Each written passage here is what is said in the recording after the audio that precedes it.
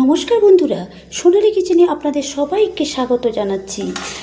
আজকে আপনাদের সামনে শেয়ার করছি সর্ষে ইলিশ।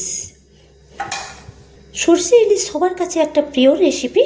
তো 10 থেকে 12 মিনিটের মধ্যেই কিন্তু রান্নাটা কমপ্লিট করে রান্নাটা করে ভাতের সঙ্গে পরিবেশন করে নিতে পারেন।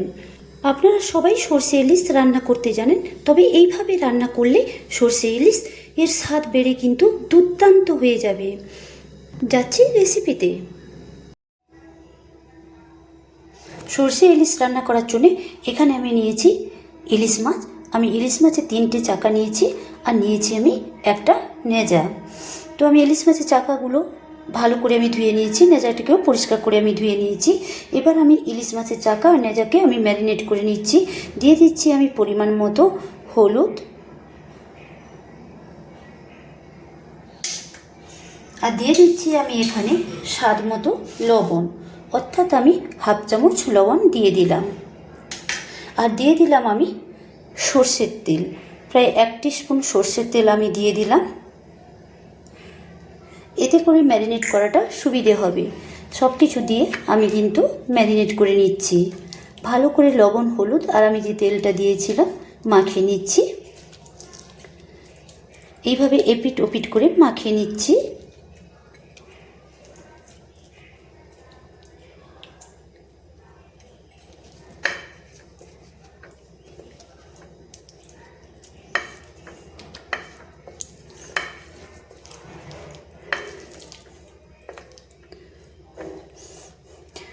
তো আমার ছেলে ইলিশ মাছের নেজা খেতে ভালোবাসে।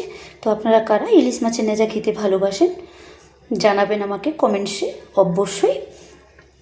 তাই একটা ইলিশ মাছের নেজা নিয়েছি। ভালো করে লবণ, হলুদ আর তেল দিয়ে মাখিয়ে নিয়েছি। এবার আমি 5 মিনিট রেস্টে রেখে দিলাম। এদিকে একটা কাচের বাটি আমি নিয়েছি, একটা মশলা আমি করে নিচ্ছি। নিয়ে নিচ্ছি আমি 2 চামচ কালো সর্ষে। আমি কালো সর্ষে নিয়েছি। কালো সর্ষের 2টো দানা থাকে, একটা ছোট একটা বড়। তো বড়টা নিয়ে ইলিশ সর্ষে করলে রান্না করলে দারুণ লাগে, খেতে কিন্তু দারুণ লাগে, তেতো লাগে না। তো ছোট দানাটা নিলে তেতো হওয়ার সম্ভাবনা থাকে, তাই বড়টা আপনারা নেবেন। আমি বড় দানাটা নিয়েছি। এবার আমি নিয়ে নিচ্ছি 1 চামচ সাদা সর্ষে, নিয়ে নিচ্ছি আমি 1 চামচ পোস্ত, আর নিয়ে নিচ্ছি আমি ঝালের জন্য প্রায় 6-7টা কাঁচা লঙ্কা। আমি নিয়ে নিচ্ছি সামান্য পরিমাণে লবণ। এই লবণটা দিলে কি হয়, অনেকক্ষণ ধরে পেস্ট করে রাখলে তেতো হয় না। এবার আমি জল দিয়ে, অল্প পরিমাণে আমি জল দিয়ে আমি কিন্তু রেখে দিলাম। প্রায় 3 থেকে 4 মিনিট এইভাবে ভিজিয়ে রেখে দিলাম। 3 থেকে 4 মিনিট পর আমি এই মশলাটা পেস্ট করে নিচ্ছি। সর্ষে, কাঁচা লঙ্কা, পোস্ত আমি একসঙ্গে কিন্তু পেস্ট করে নিয়েছি। দেখুন স্মুথভাবে পেস্টটা করেছি। এবার এটাকে আমি একটা পাত্রে ঢেলে দিচ্ছি।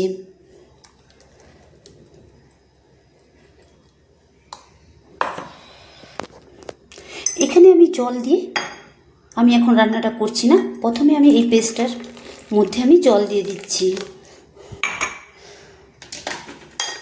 জল দিয়ে একটা মিশ্রণ তৈরি করে নিচ্ছি।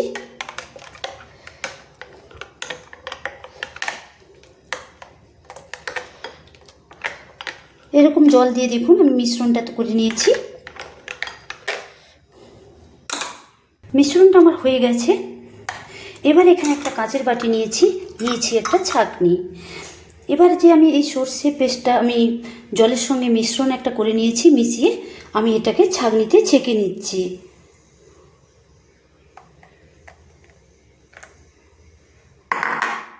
এইভাবে চামচে কিন্তু বুলিয়ে, এইভাবে চামচ দিয়ে নেড়ে নেড়ে কিন্তু ছেঁকে নিতে হবে। আর মাঝে মাঝে একটু ঝাঁকুনি দিয়ে দিতে হবে, তাহলে এই মিশ্রণটা কিন্তু ছেঁকা হয়ে যাবে। সর্ষেকে জল দিয়ে, সর্ষে বাটাটাকে জল দিয়ে আমি মিশিয়ে পাতলা করে দেখুন আমি ছেঁকে নিয়েছি একটা ছাঁকনিতে। এর ফলে দেখুন সর্ষের খোসা বেরিয়েছে। এই সর্ষের খোসাটাকে আমি ফেলে দেব, এটা আমি নেব না। তো আমি দেখাচ্ছি, দেখুন সর্ষের খোসাটা, এই যে দেখুন সর্ষের খোসা, এটা আমি ফেলে দিচ্ছি। আর এই যে আমি ছেঁকেছি এটা আমি রান্নায় নিয়ে নিচ্ছি। জল দিয়ে পাতলা করেছি কেন, মিশিয়ে নিয়েছি কেন জলটা দিয়ে, প্রথমে ছেঁকার জন্য। আসলে ছ্যাঁকাটা ঠিক মতো হবে, তাই আমি জল দিয়ে ভালো করে সর্ষে পেস্টটাকে আমি মিশিয়ে নিয়েছিলাম। গ্যাসটা অন করে কড়াইটা বসিয়ে দিয়েছি, কড়াইটা গরম হয়ে গেছে, দিয়ে দিলাম সর্ষের তেল। আমি অল্প সর্ষের তেল দিয়ে দিলাম। তেলটা গরম হচ্ছে, কারণ সর্ষে ইলিশে তেলের বেশি প্রয়োজন হয় না, অল্প তেলেই রান্না হয়ে যায়। তেলটা গরম হয়ে গিয়েছে, এবার আমি দিয়ে দিচ্ছি হলুদ। আমি সামান্য পরিমাণ হলুদ দিয়ে দিলাম, জাস্ট একটা কালারের জন্য, এতে করে কালারটা সুন্দর হবে। দিয়ে আমি তেলের সঙ্গে মিক্সড করে নিচ্ছি।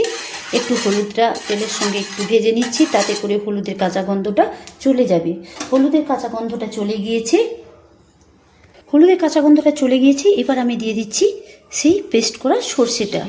তো এতে আছে প্রায় 2 চামচ কালো সর্ষে, 1 চামচ সাদা সর্ষে আর 1 চামচ পোস্ত, আর ঝালের জন্য প্রায় 5-6টা কাঁচা লঙ্কা একসঙ্গে পেস্ট করে আমি ছেঁকে নিয়েছিলাম। এবার আমি দিয়ে দিলাম।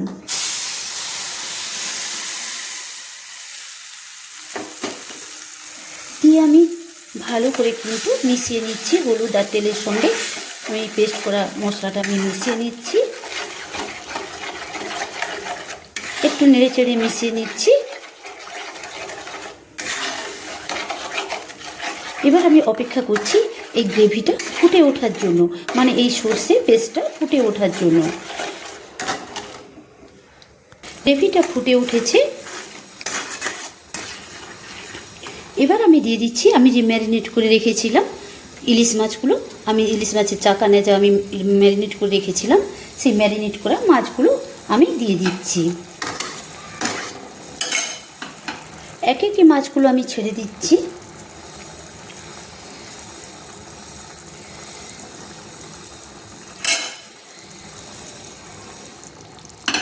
এবার আমি মাছের চাকার উপর গ্রেভিগুলো আমি মিক্সড করে দিচ্ছি। গ্রেভিটা আমি চাকার উপর নেজার উপর আমি দিয়ে দিচ্ছি এইভাবে।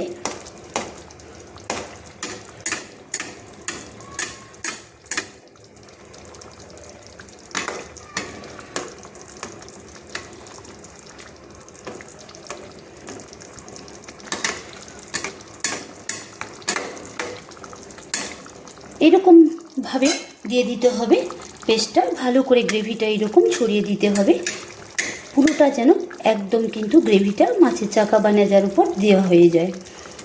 আমি দিয়ে দিলাম, দিয়ে আমি ভালো করে কিন্তু 3 মিনিট একটা চাপা দিয়ে এইভাবে রান্নাটা করে নিচ্ছি।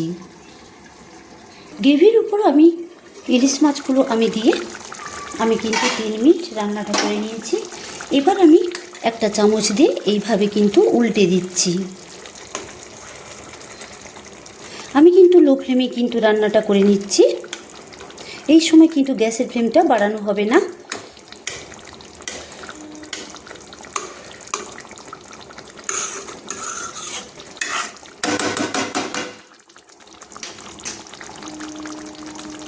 মাছগুলো উল্টে আমি আবারও 3 মিনিট কিন্তু এইভাবে চাপা দিয়ে রান্নাটা করে নিচ্ছি। চাপাটা খুলে দেখাচ্ছি, দেখুন আমি প্রথমে কিন্তু 3 মিনিট এইভাবে চাপা দিয়ে রান্না করেছিলাম গ্রেভির উপর দিয়ে, আবারও কিন্তু আমি 3 মিনিট রান্না করে নিয়েছি মাছগুলো উল্টিয়ে। টোটাল আমি 6 মিনিট কিন্তু রান্নাটা করে নিয়েছি। আমি কিন্তু জল দিই না, কারণ সঙ্গে সঙ্গে কিন্তু জলটা দিলে তাহলে কিন্তু এই মাছ থেকে তেলটা বেরাবে না, আর গ্রেভির স্বাদটা কিন্তু ঠিকঠাক আসবে না। তাই প্রথমে জল না দিয়ে গ্রেভির ওপর গ্রেভিটা ফুটতে মাছগুলো আমি 3+3 আমি 6 মিনিট রান্নাটা করে নিয়েছি উল্টে। 6 মিনিট রান্নাটা আমি করে নেওয়ার পর এবার আমি কিন্তু জল দিয়ে দিচ্ছি। সামান্য কিন্তু জল দিয়ে দিলাম, মানে এই গ্লাসটা আমি 1 গ্লাস জল আমি দিয়ে দিলাম, কাঁচের গ্লাসটা দিয়ে আমি চামচ দিয়ে একটু নেড়ে নিচ্ছি। এইভাবে হালকা হাতে কিন্তু নেড়ে নিচ্ছি, কারণ সর্ষে ইলিশ রান্না করতে কিন্তু বেশি সময় লাগে না, অল্প সময়ে কিন্তু রান্না হয়ে যায়।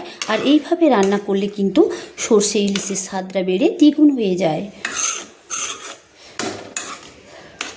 জলটা দিয়ে আমি ভালো করে কিন্তু নেড়ে চেড়ে নিয়েছি। এবার আমি দিয়ে দিচ্ছি কাঁচা পাকা লঙ্কা প্রায় 4-5টা আমি চিড়ে রেখেছিলাম দিয়ে দিলাম আমি সামান্য লবণ, স্বাদ অনুযায়ী লবণ দিয়ে দিলাম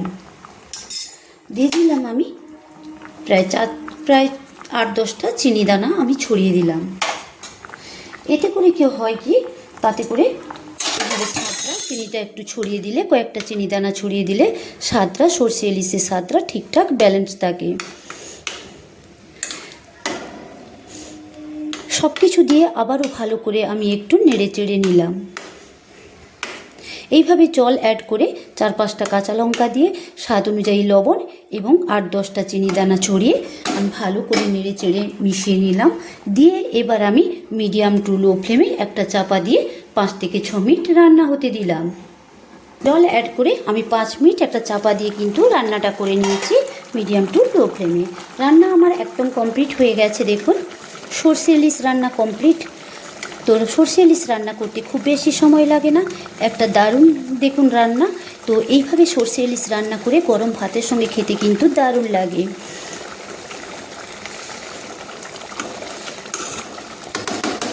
আর গ্রেভিটা এইভাবেই রাখতে হবে, যে কোনো একটা ছোট জিনিস দিয়ে এইভাবে একটু নেড়ে চেড়ে নেবেন। একটু ভারী জিনিস দিয়ে নাড়াচাড়া করলে মাছটা ভেঙে যাওয়ার সম্ভাবনা থাকে। এই সময় আমি গ্যাসের ফ্লেমটা কিন্তু একদম অফ করে দিলাম।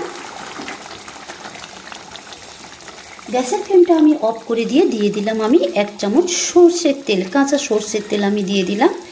এতে করে কি হয়, সর্ষে ইলিশের গন্ধটা কিন্তু দারুণ হয় আর সর্ষে ইলিশ খেতে দারুণ লাগে।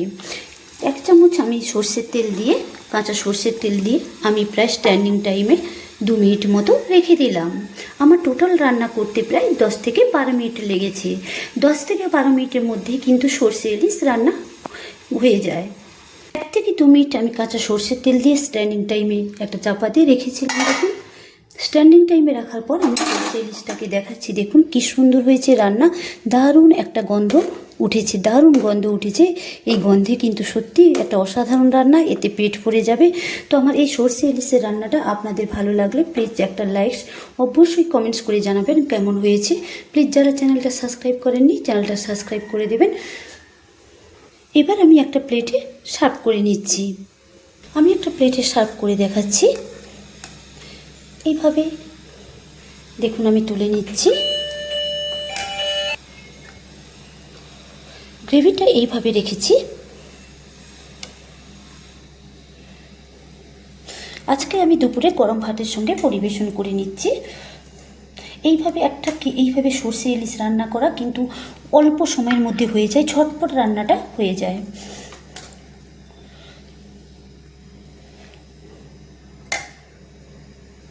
আবার আপনাদের সামনে চলে আসবো অন্য কোনো দিন অন্য কোনো রেসিপি নিয়ে।